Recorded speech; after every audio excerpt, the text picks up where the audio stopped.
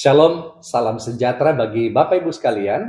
Kesempatan ini saya rindu membagikan kebenaran firman Tuhan dengan tema di Jalan Emmaus, awal rekonsiliasi. Bacaan Alkitab Lukas 24 ayat 13 sampai ayat 35. Kiranya Bapak Ibu bisa membacanya sendiri. Saudara-saudara yang dikasihi Tuhan, izinkan saya mengajukan satu pertanyaan yang mungkin jarang kita renungkan secara mendalam. Di manakah rekonsiliasi itu sebenarnya dimulai? Apakah rekonsiliasi dimulai di ruang pertemuan yang resmi? Di atas meja diskusi yang penuh argumen? Ataukah di dalam ibadah yang kusuk dan teratur? Atau justru rekonsiliasi dimulai di tempat yang tidak kita duga, di tengah perjalanan yang penuh kebingungan, di antara langkah-langkah yang menjauh, bahkan di dalam hati yang sedang terluka. Kisah dalam Injil Lukas 24 ayat 13 sampai 35 ini membawa kita pada sebuah perjalanan yang unik. Perjalanan dua murid menuju Emmaus. Sekilas tampaknya seperti perjalanan biasa saja. Namun jika kita perhatikan dengan seksama, di sanalah awal dari sebuah rekonsiliasi yang sangat dalam terjadi. Bukan hanya rekonsiliasi antara manusia dengan Tuhan, tetapi juga rekonsiliasi yang membuka jalan menuju kesatuan komunitas. Pertanyaannya, bagaimana mungkin rekonsiliasi dimulai di jalan yang justru menjauh dari pusat iman? Untuk menjawab pertanyaan ini, ada beberapa poin penting yang harus kita dalami. Pertama, rekonsiliasi sering dimulai dari kejujuran akan luka. Dua murid itu berjalan sambil bercakap-cakap. Mereka tidak menutupi apa yang mereka rasakan. Mereka membicarakan kekecewaan, kebingungan, dan harapan yang buntu. Mereka berkata, padahal kami dahulu mengharapkan.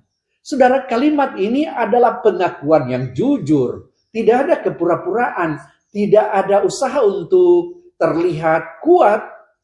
Inilah langkah pertama menuju rekonsiliasi. Apa itu? Kejujuran. Seringkali kita gagal berdamai karena kita tidak pernah benar-benar jujur terhadap luka kita. Kita menyembunyikannya, menekannya, atau bahkan menyangkalnya. Namun, dua murid ini justru membuka percakapan tentang luka mereka. Ilustrasinya begini. Dalam sebuah keluarga yang retak, rekonsiliasi tidak akan pernah terjadi selama setiap anggota keluarga berpura-pura bahwa semuanya baik-baik saja. Baru ketika seseorang berani berkata, saya terluka, proses pemulihan dimulai. Demikian pula saudara dalam gereja, rekonsiliasi tidak dimulai dari kesempurnaan, tetapi dari keberanian untuk mengakui ketidaksempurnaan. Itu catatan pertama. Sekarang poin yang kedua, Kristus hadir di tengah percakapan yang tidak sempurna. Hal yang mengherankan adalah bahwa di tengah percakapan yang penuh kebingungan itu, Yesus sendiri hadir dan berjalan bersama mereka. Namun lucunya, mereka tidak mengenalinya. Mengapa? Karena mata mereka tertutup oleh perspektif yang terbatas dan hati yang diliputi kekecewaan. Meskipun demikian, Yesus tidak menegur mereka dengan keras. Dia justru mendengarkan. Dia bertanya dan kemudian menjelaskan. Ini memberikan pelajaran penting bagi kita. Rekonsiliasi tidak dimulai dengan penghakiman, tetapi dengan kehadiran. Seringkali dalam konflik, kita ingin segera mengoreksi, menyalahkan, atau membuktikan bahwa kita benar. Namun Kristus menunjukkan pendekatan yang berbeda, saudara. Dia hadir terlebih dahulu. Dia berjalan bersama. Dia memberikan ruang.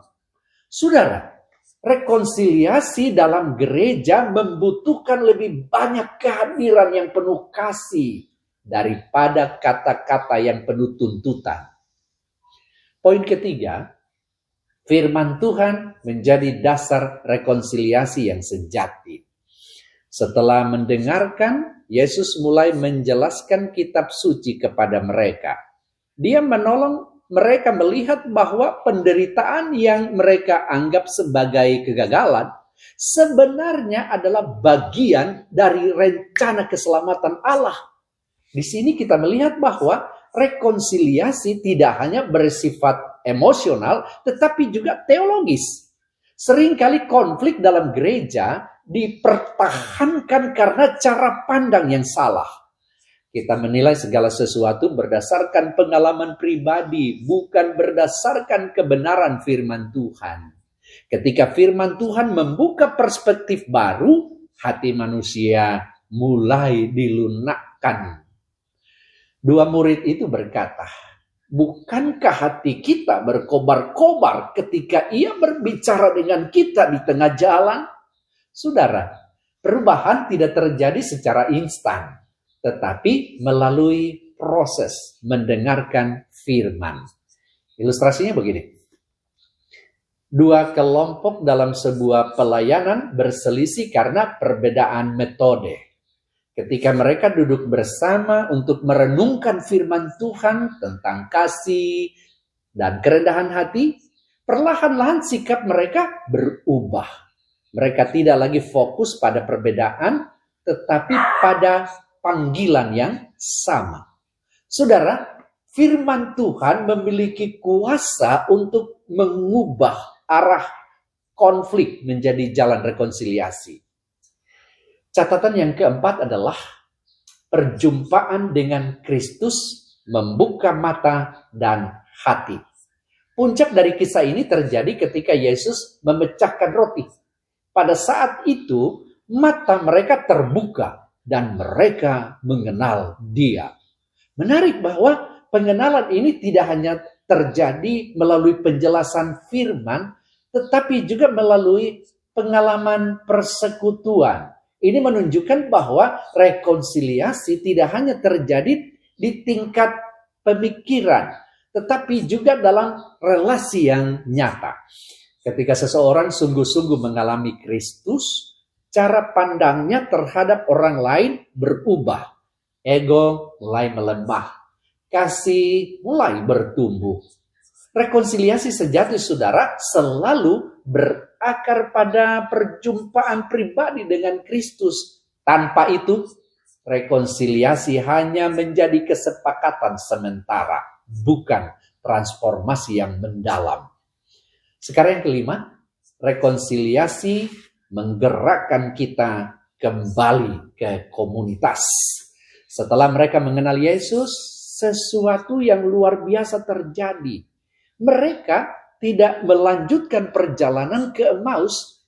Mereka justru bangkit dan kembali ke Yerusalem. Padahal hari sudah malam, jalan tidak aman. Namun mereka tetap kembali. Mengapa? Karena rekonsiliasi yang sejati selalu mendorong seseorang untuk kembali kepada komunitas. Yerusalem adalah tempat para murid berkumpul. Tempat kesatuan dibangun. Dengan kembali ke Yerusalem, mereka tidak hanya mengalami pemulihan pribadi, tetapi juga mengambil bagian dalam pemulihan komunitas. Seorang anggota jemaat yang pernah tersakiti memilih untuk menjauh selama bertahun-tahun. Namun setelah mengalami pemulihan dalam relasinya dengan Tuhan, dia mengambil keputusan untuk kembali. Kepulangannya bukan hanya menyembuhkan dirinya, tetapi juga menjadi kesaksian yang menguatkan seluruh jemaat. Saudara, rekonsiliasi tidak berhenti pada diri sendiri, saudara. Ia selalu berdampak pada komunitas. Bapak Ibu Saudara yang dikasihi Tuhan, pada akhirnya saya ingin mengatakan kepada kita sekalian bahwa kisah di Jalan Emmaus ini mengajarkan kepada kita bahwa rekonsiliasi tidak selalu dimulai di tempat yang ideal. Rekonsiliasi dapat dimulai di tengah perjalanan yang salah arah. Rekonsiliasi dapat dimulai di dalam percakapan yang penuh kebingungan.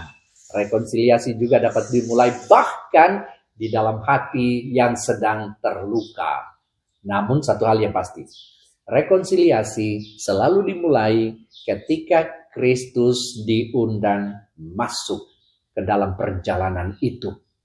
Hari ini mungkin ada di antara kita yang sedang berada di jalan Emmaus. Berjalan dengan luka, membawa kekecewaan, dan merasa jauh dari kesatuan. Pertanyaannya bukan apakah kita pernah terluka, pertanyaannya adalah apakah kita bersedia membiarkan Kristus berjalan bersama kita. Karena ketika Kristus hadir, luka mulai dipulihkan, cara pandang diperbaharui, hati dilembutkan, dan arah hidup diubah. Dari jalan Emmaus menuju Yerusalem. Dari perpecahan menuju kesatuan. Dari kekecewaan menuju rekonsiliasi.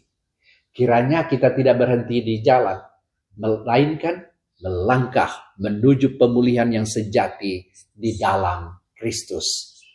Tuhan memberkati saudara sekalian. Amin.